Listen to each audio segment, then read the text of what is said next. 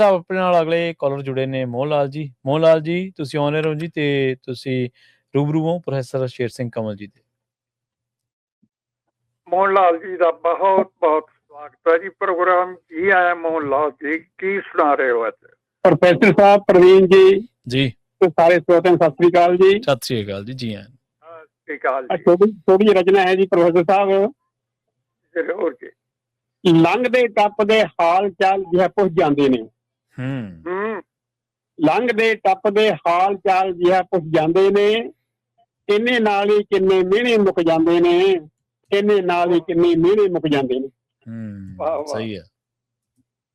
ਗੱਲ ਸੁਣ ਪੁੱਤਰਾ, ਗਿਆ ਜ਼ਮਾਨਾ ਭਲਿਆਂ ਦਾ।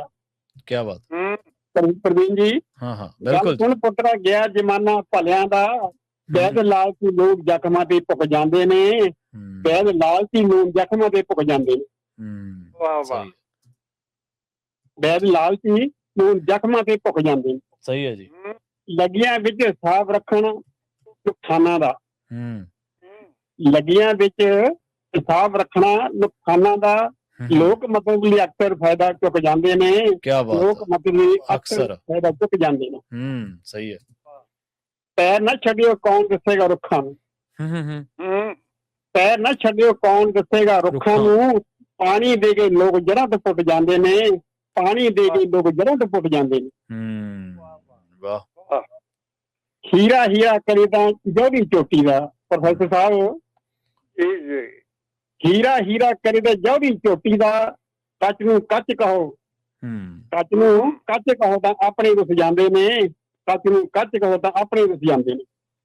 ਵਾਹ ਵਾਹ ਜੀ, ਵਾਹ ਵਾਹ ਵਾਹ।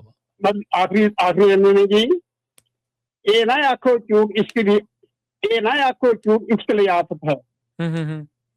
ਇਹ ਨਾ ਆਖੋ ਚੂਕ ਇਸ਼ਕ ਲਈ ਆਫਤ ਹੈ। ਬਾਹਲੇ ਸੱਚਿਆਂ ਤੋਂ ਵੀ ਰਿਸ਼ਤੇ ਟੁੱਟ ਜਾਂਦੇ ਨੇ, ਬਾਹਲੇ ਸੱਚਿਆਂ ਤੋਂ ਵੀ ਰਿਸ਼ਤੇ ਟੁੱਟ ਜਾਂਦੇ ਨੇ, ਬਾਹਲੇ ਸੱਚਿਆਂ ਤੋਂ ਵੀ ਰਿਸ਼ਤੇ ਟੁੱਟ ਜਾਂਦੇ ਨੇ। ਸਤਿ ਸ੍ਰੀ ਅਕਾਲ ਜੀ, ਧੰਨਵਾਦ। ਬਹੁਤ ਧੰਨਵਾਦ, ਬਹੁਤ ਹੀ ਸ਼ਾਨਦਾਰ ਜੀ। ਬਹੁਤ ਬਹੁਤ ਮਿਹਰਬਾਨੀ ਜੀ। ਜੀ ਜੀ ਬਿਲਕੁਲ। ਫਿਰ ਸਾਹਿਬ ਕਈ ਹਕੀਕਤਾਂ ਜਿਹੜੀਆਂ ਨੇ ਜ਼ਮਾਨੇ ਦੀਆਂ ਉਹ ਬਿਆਨ ਕਰ ਗਏ ਨੇ ਜੀ। ਜੀ ਜੀ ਜੀ ਬਿਲਕੁਲ ਜੀ।